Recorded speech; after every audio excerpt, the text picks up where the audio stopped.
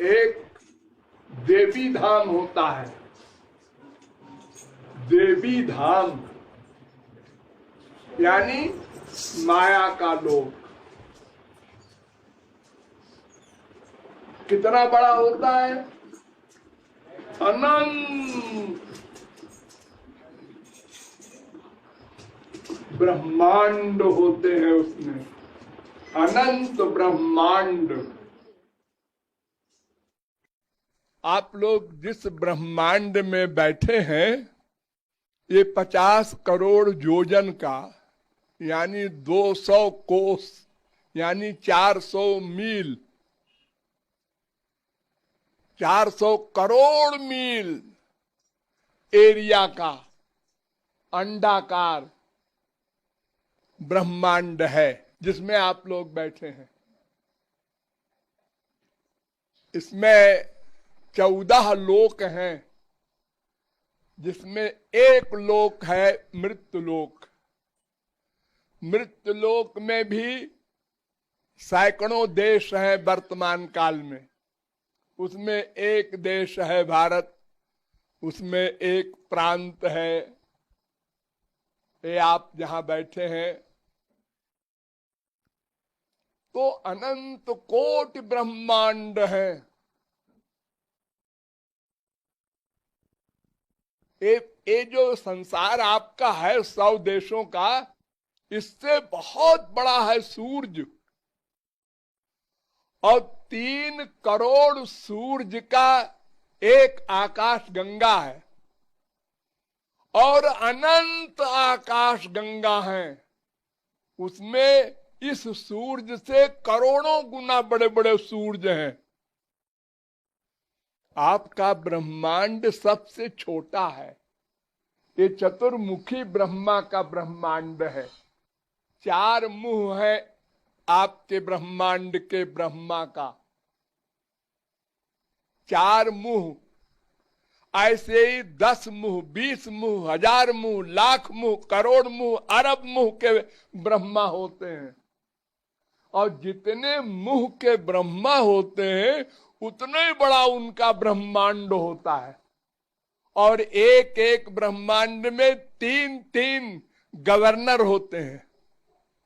राज्यपाल जिसे आप लोग यहां इंडिया में कहते हैं, ब्रह्मा विष्णु शंकर। एक ब्रह्मा एक ब्रह्मांड को बनाता है, एक विष्णु उसकी रक्षा करता है, एक शंकर उसका प्रलय करते हैं। ऐसे असंख्य ब्रह्मांड हैं।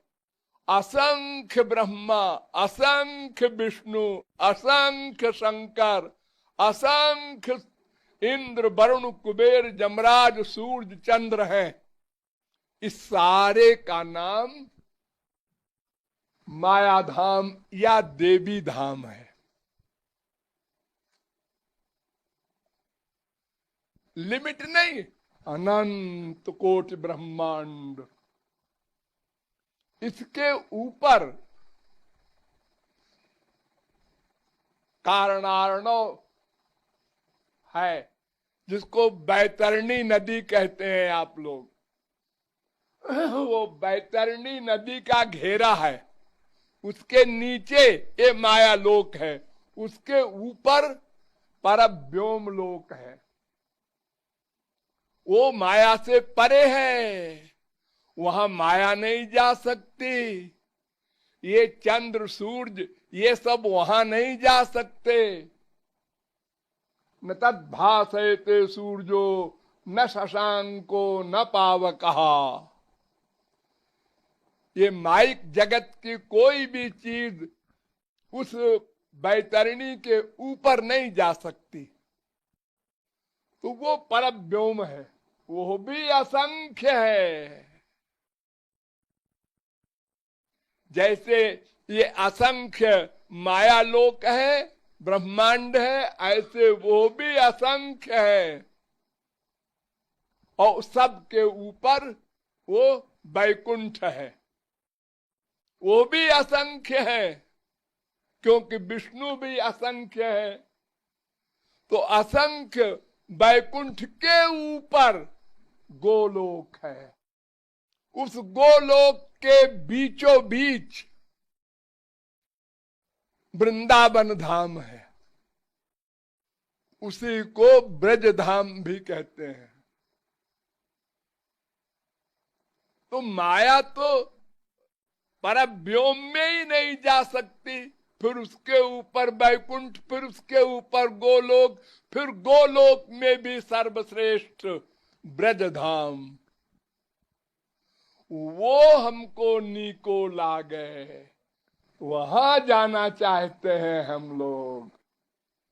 वो जगह है हमारी सबसे रसमयी। बड़े बड़े परमहंस वहां नहीं जा सकते, ये बैतरणी में ही डूब जाते हैं परम ज्ञानी परमहंस लोग। उसके आगे जाते हैं भक्त लोग, जो सगुण साकार के उपासक शांत भाव के होते हैं, वो वैकुंठ वास उनको मिलता है। और जो माधुर्य भाव के रसिक होते हैं, गोपी प्रेम वाले, वो जाते हैं ब्रजधाम में। जिन गोपियों का वर्णन आप सुनते हैं, ये वहां रहती हैं, वहीं जाना है हम लोगों को। लक्ष्य वही रखो, चाहे 50 जन्म लगे, जहां चीज मिले सबसे ऊंची। अरे परिश्रम तो बराबर है, हम परव्योम लोक में जाएंगे तो भी हमको भक्ति करनी पड़ेगी, और वैकुंठ जाएंगे तो भी भक्ति करनी पड़ेगी। तो फिर ऐसी जगह के लिए भक्ति की जाए जो सबसे ऊंची स्थिति में पहुंचा दे, तो वो नीको लागे, वो दिव्य ब्रजधाम हमको नीको लागे। हाँ बोलो।